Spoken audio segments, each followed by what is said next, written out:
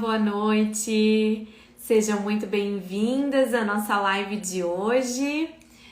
Já vão pegando papel, caneta para a gente começar a conversar sobre obesidade e incontinência urinária na gestação.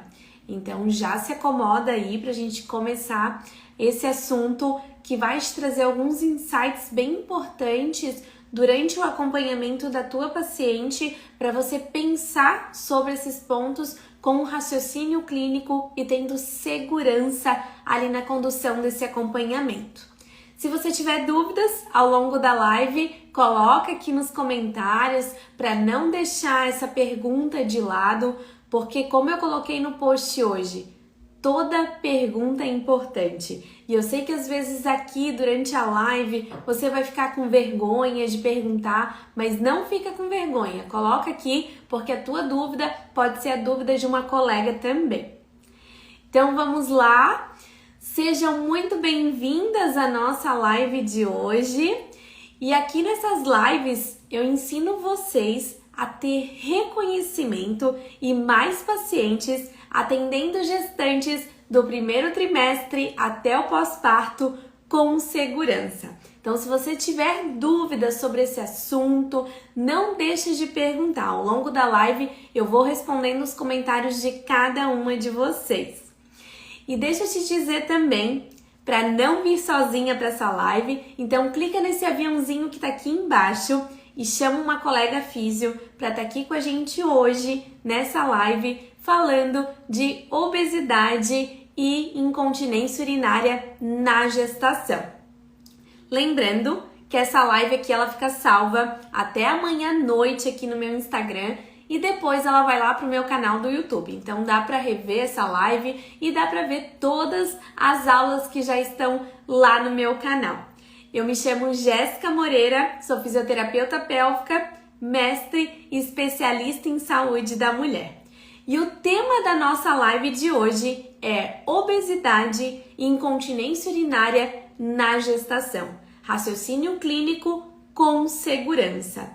Então pega papel, pega caneta, porque a gente precisa ter em mente as mudanças provocadas por essas alterações caso uma paciente assim chegue no teu consultório. Então é bem importante que a gente já esteja preparada quando uma paciente assim chegar. Porque a gente vai ter dúvidas de como proceder ali ao longo desse acompanhamento, né? A paciente com obesidade, ela apresenta algumas outras alterações, então é bem importante que a gente já tenha aí esse olhar, tenha essa visão do que altera, de como a gente precisa trabalhar para você ter segurança quando a paciente assim chegar. E a gente sempre pensa na gestação já como fator de risco para várias disfunções pélvicas, principalmente para incontinência urinária de esforço. Isso já por alterações fisiológicas dessa paciente ao longo de todo esse período gestacional, que incluem alterações hormonais, alterações biomecânicas, alterações na musculatura de assoalho pélvico, na pressão de fechamento dessa uretra, na sobrecarga que todo esse útero em crescimento vai gerar em cima desses órgãos pélvicos. Então a gente já tem várias alterações fisiológicas provocadas pelo processo gestacional. Mas no caso de pacientes gestantes com obesidade, a gente tem alguns pontos importantes para considerar e é isso que a gente vai ver na aula de hoje. Então, na live de hoje, eu quero trazer para vocês quais são esses pontos que às vezes fogem do nosso raciocínio, né? Que às vezes a gente precisa de um insight de outro profissional, de outra pessoa para trazer essa luzinha que faltava para acender. E hoje em dia, cada vez mais as gestantes estão procurando por hábitos saudáveis antes mesmo dessa gestação. Então a gente vê que elas estão se preparando, né? Antes dessa gestação, começando uma atividade física, começando uma adequação ali de toda a sua alimentação, às vezes tendo uma perda de peso importante antes de tentar engravidar. Então a gente tem aí uma visão importante já das mulheres pensando no seu próprio bem-estar durante a gestação, que a gente sabe dos efeitos dessa obesidade para a mãe e para o bebê. Então ela tá pensando ali no bem-estar dela, mas pensando também no bem-estar na saúde desse bebê. Então hoje eu vejo muito no consultório que as pacientes que estão tentando engravidar, elas já começam todo esse processo de adequação dos seus hábitos, né, dos seus hábitos de vida. No entanto, a gente vai ter também as pacientes com sobrepeso ao longo da gestação, né, ou já desde o início. Então, trazendo com isso inúmeras repercussões, não só para o metabolismo, para essa fisiologia gestacional, mas também para o assoalho pélvico, né? Que é o nosso principal foco de trabalho. Assoalho pélvico, abdômen, né? Então a gente vai ver que essa obesidade, ela vai propiciar alterações importantes nessas regiões e a gente precisa estar sempre de olho, antenada nessas alterações para poder prevenir e para poder tratar também. E o nosso papel, pensando em hábitos saudáveis, ele já entra aqui nessa prevenção da obesidade nessa gestação. Então, se a minha paciente veio antes de engravidar, a gente já começa esse trabalho de educação. Então, educação falando ali dos benefícios de uma prática de atividade física, dos benefícios de procurar ali uma nutri para seguir hábitos saudáveis de alimentação. Então, já consultar com o obstetra para verificar como está a saúde dessa mãe. Então, esse ponto de orientação, ele já começa aqui, porque é a partir desse ponto que a gente já vai começar a prevenir essa obesidade na gestação. Quando a paciente chega na gestação, é nosso dever também orientar ela sobre hábitos saudáveis na gestação para prevenir esse sobrepeso ao longo desses 3 trimestres. Até essa dúvida sobre obesidade e incontinência, ela surgiu segunda-feira, ontem na nossa comunidade do Telegram, na comunidade da Jornada da Gestação ao Pós-Parto, que é o meu método de ensino para fisioterapeutas. E justamente por essas dúvidas bem importantes lá na comunidade, eu resolvi trazer esse assunto para cá também, para que a gente possa discutir sobre esse tema e para que a gente possa também trabalhar de forma segura com essa gestante lá no nosso consultório. E eu sei que nesse momento você deve estar pensando: será que tem alguma alteração importante que eu preciso me atentar? Será que a obesidade ela pode piorar ali o quadro, a gravidade dessa incontinência urinária? Isso pode perdurar lá no pós-parto? Isso pode predispor ali a uma incontinência urinária no pós-parto? E todas essas perguntinhas a gente vai conversar na live de hoje para fazer com que você desenvolva esse raciocínio clínico com segurança, que eu sei que é isso que você tanto almeja. Tendo esse raciocínio clínico com segurança, a gente adquire muito mais reconhecimento e as pacientes elas vão chegar no teu consultório e vão chegar seguras de que você vai fazer um excelente trabalho com elas. E quando a gente pensa em obesidade, logo vem na cabeça que um dos pontos aqui que a literatura fala para redução da perda de urina com relação à obesidade é a perda de peso. No entanto, na gestação, a gente não tem como ter essa perda de peso, né? Na gestação, a gente não tem como fazer isso. E para saber, né, com segurança, como que a gente vai raciocinar em cima dessa prevenção aqui, sem pensar na perda de peso, a gente vai relacionar aqui alguns danos que essa obesidade traz para esse assoalho pélvico, para essa mulher, e pensar em cima de cada alteração para que você tenha essa visão lá no teu consultório. Então vamos lá. A gente já sabe que a função e o controle urinário normal, eles dependem de algumas estruturas, então tecidos, órgãos de controle ali dessa continência. E a obesidade, ela pode causar lesões tanto em tecidos, né, em músculos estriados, ligamentos e também em nervos, vasos sanguíneos, e ela pode também comprometer a posição anatômica normal desses órgãos e também a função correta da uretra e da bexiga. Então aqui a gente já começa a entender alguns pontos importantes que a obesidade ela pode acarretar durante essa gestação. Não só durante a gestação, mas todas as nossas pacientes mulheres que têm a obesidade.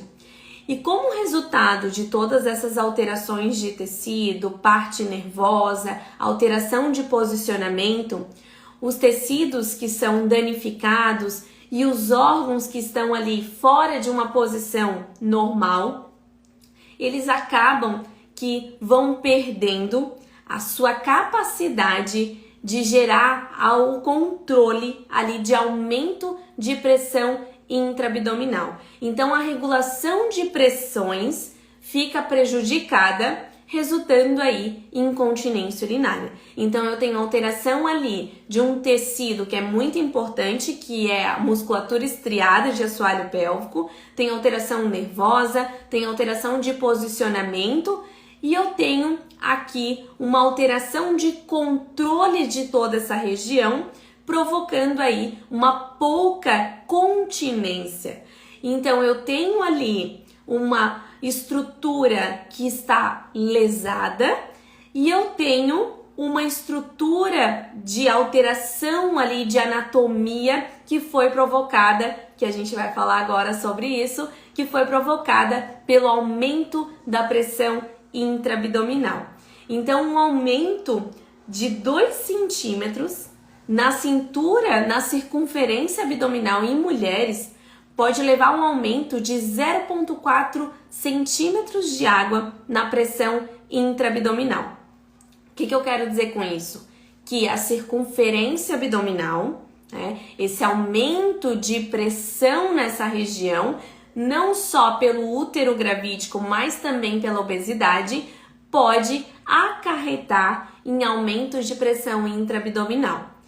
E eu acabei de falar que as estruturas de continência e de regulação de pressão podem ser danificadas pela obesidade. Então, se a gente pensar que essas estruturas da parte inferior de assoalho pélvico estão danificadas ou não estão desempenhando a função que deveriam, e na parte superior, nesse abdômen, eu tenho aumento dessa pressão, então as chances de ter uma perda urinária é ainda maior. Então, por esse motivo que a pressão elevada ali nesse abdômen vai impor também aumento de pressão em cima dessa bexiga e, consequentemente, maior predisposição aí para as perdas urinárias.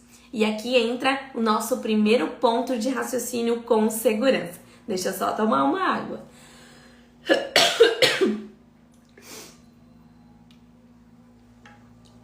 Vamos lá.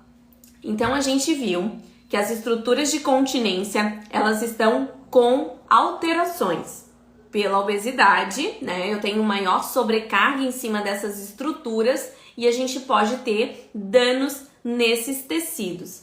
E eu falei também que existe um aumento de pressão intraabdominal. Se a gente pensar nesses 2 pontos aqui, a gente já vai pensar na nossa atuação, porque eu já começo a raciocinar aqui da importância do nosso trabalho em reduzir a ação dessa obesidade e desse aumento de pressão intraabdominal no assoalho pélvico. Então eu preciso fazer com que esse assoalho pélvico ele seja preparado desde o início dessa gestação, prepará-lo ali para esse aumento de peso, aumento de pressão intraabdominal ao longo desses 3 trimestres. Então eu vou já fazer um trabalho preventivo desde o primeiro trimestre para que mesmo com todas essas alterações, eu tenha uma reserva funcional dessa musculatura e eu consiga suprir ali aquele aumento de pressão intraabdominal. E as diretrizes atuais, elas recomendam essa perda de peso que eu falei para vocês, né, como tratamento de primeira linha para doenças associadas à obesidade. No entanto, na gestante, existe exatamente o contrário, um acréscimo de peso ao longo dessa gestação. E as mulheres obesas, elas têm um risco aumentado de 3% de perda urinária para cada 1 quilo de excesso de peso. Olha só, a cada 1 quilo de aumento de peso, de excesso de peso, eu tenho 3% a mais de chances de ter perda urinária. E também para cada 1 quilo por metro quadrado, né, de aumento do IMC, o risco de perda urinária aumentou 7%. Então, para cada 1 quilo ali no IMC, eu tenho um aumento de chances ali de 7%. Então, estatísticas bem importantes aqui pra gente, para pensar aí que quanto maior o peso, pior é o dano ali para esse assoalho pélvico, pior é o dano também para essa pressão intraabdominal. E aqui já entra o nosso segundo ponto de raciocínio, porque nós da físio, a gente vai atuar em conjunto com outros profissionais nesses casos, não só nesses casos, né? Em todos os casos, mas aqui é muito importante o trabalho com a nutricionista, com o obstetra, com o educador físico. A gente tem que trabalhar em conjunto para que a paciente não exceda o ganho de peso e sobrecarregue ainda mais esse assoalho pélvico e as outras estruturas que estão tendo repercussões em toda essa gestação, né? Principalmente pela obesidade. Então a gente precisa já atuar em conjunto com esses outros profissionais para que a gente evite aí essa sobrecarga, esse aumento de pressão em cima dessas estruturas. E alguns estudos clínicos, eles descobriram que aumentos a longo prazo na pressão intraabdominal pode gerar atrofia e deformação dos músculos do assoalho pélvico, além de enfraquecimento do tecido conjuntivo, levando ao movimento excessivo da uretra e do colo vesical. Então eu tenho toda uma alteração por ação ali da pressão intraabdominal e desse peso em assoalho pélvico. Perdão. Alguma dúvida até agora? Outro ponto importantíssimo que a obesidade ela pode trazer é a deposição de gotículas lipídicas e várias outras estruturas ali acarretando em disfunção muscular, porque ao invés de fibras musculares eu tenho depósito de gotículas lipídicas que vão alterar a mecânica muscular. E esse tecido adiposo, além de ocupar esse espaço ali na região, eu também tenho a secreção através desse tecido adiposo de vários fatores pró-inflamatórios, incluindo as interleucinas, fator de necrose tumoral e outros que vão aumentar ainda esses fatores inflamatórios, prejudicando a parte nervosa desse assoalho pélvico. Lembrando que a parte nervosa envolvida aqui é o nervo pudendo. Então, se esse nervo pudendo for alterado, eu posso ter repercussões tanto em sensibilidade quanto em parte motora.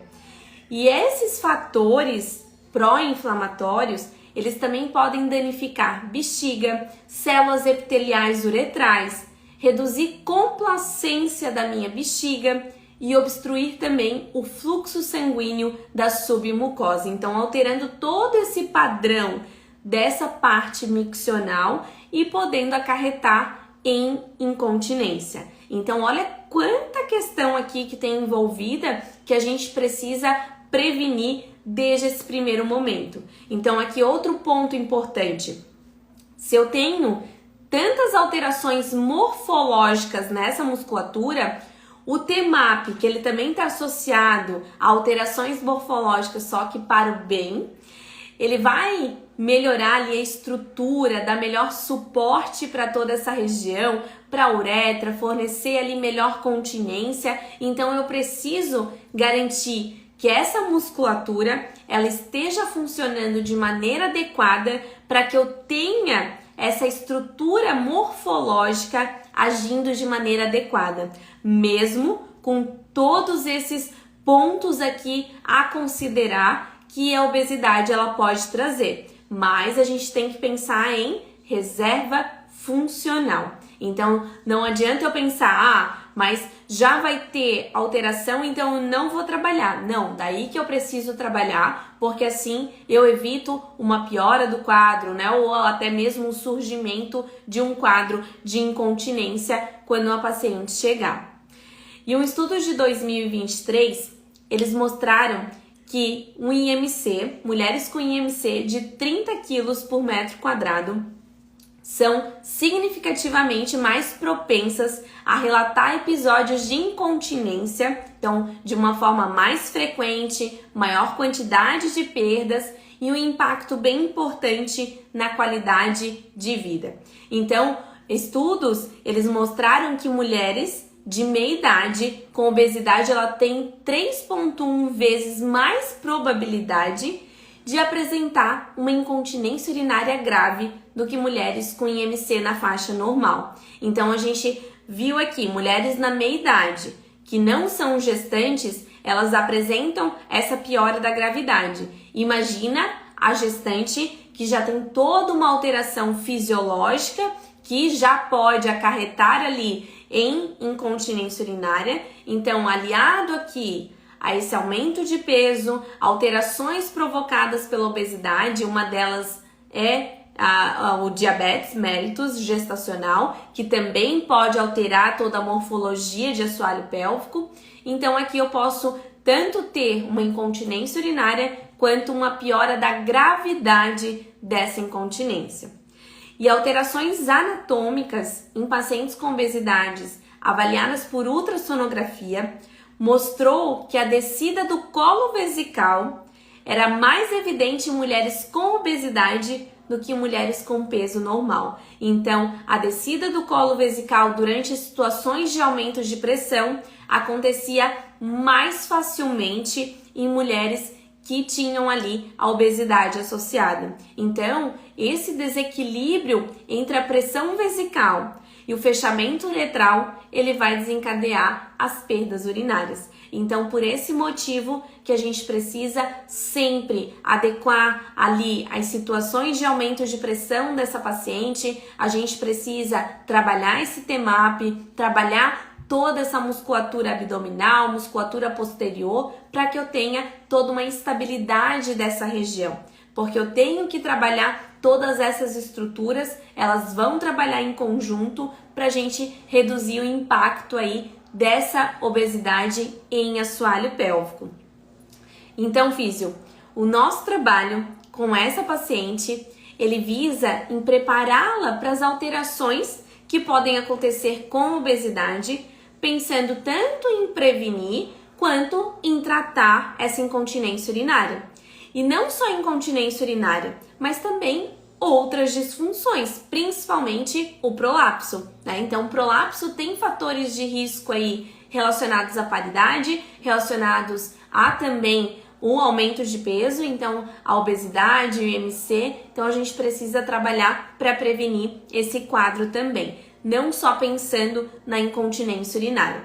Então, por isso que o nosso trabalho ele visa realizar um TMAP adequado com essa paciente, orientar para situações de aumento de pressão intraabdominal, o treinamento adequado para as atividades de vida diária e também para atividade física, o trabalho em conjunto da equipe para evitar a piora ali do quadro da obesidade e, consequentemente, também da piora do quadro de incontinência urinária. Então, a gente precisa trabalhar todos esses pontos em conjunto para que a minha paciente tenha ali uma prevenção, ou uma redução da gravidade daquele quadro. Então é bem importante que a gente tenha todos esses pontos alinhados, todas essas questões aqui de alterações morfológicas, de aumentos de pressão, no momento que a gente vai ali orientar a nossa paciente, prescrever ali as técnicas para ela, prescrever o treinamento adequado para essa paciente. Então é bem importante que a gente tenha em mente todos esses pontos aqui. Esses pontos, eles vão ser levados em conta no momento que você avalia a tua paciente, porque você vai verificar se ela já tem essas repercussões. A minha paciente já tem perda de força, ela tem perda de função, ela tem aumento de sobrecarga em assoalho pélvico, ela já tem aumento de sobrecarga em região abdominal, né? Então, o aumento de pressão ali tá provocando perda urinária, quanto de perda ela tem. Então, todos esses pontos aqui, eles já começam lá na anamnese, mas eles vão continuar ao longo de todo o nosso acompanhamento. A gente não pode avaliar só um momento, porque a obesidade ela pode piorar ao longo da gestação, né? Então a gente pode ter aí um acréscimo de peso elevado, piorando aí toda essa repercussão que a obesidade pode gerar, não só para a mãe, mas para o bebê também. Um bebê, né, com a mãe obesa, ele tem mais chances de ter diabetes gestacional, né? A mãe também ter diabetes. Então, são bebês que geralmente crescem mais líquido amniótico, então mais peso ainda em cima de toda essa região. Por esse motivo que o nosso trabalho, ele visa tanto prevenir quanto tratar essa disfunção provocada pela obesidade. E aqui a gente não pode ter perda de peso, aqui a gente vai trabalhar a funcionalidade dessa musculatura para suprir todo esse aumento de pressão ao longo dessa gestação.